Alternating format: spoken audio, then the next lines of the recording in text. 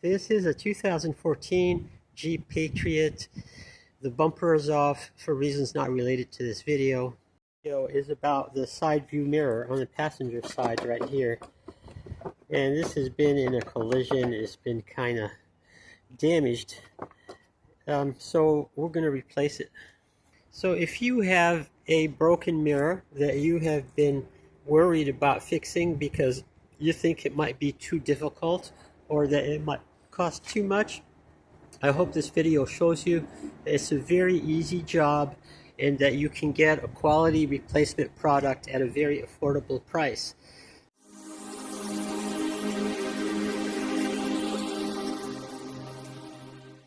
This is the replacement product. It's a very affordable aftermarket part, and I've had good success with this brand on many other makes and models for exterior parts and lighting items.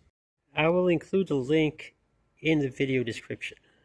First step is to open the door, and then we want to pop off this trim piece right here.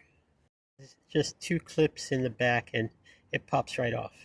It looks like it's just two nuts on two studs that hold this on to the door frame, and they look like 10mm, so let's get to that.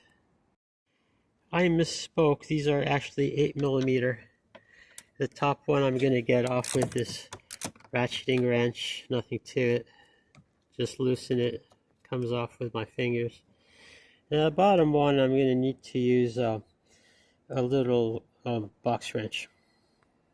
The key thing with this is you do not want to drop this down into the door frame, because then you'd have to take apart the whole door panel. So use a magnet as you finish turning it to keep it under your control. With these two nuts removed, there is one more nut that you must remove, and it is behind this rubber piece. You just peel it back and there is the nut. It's all back in.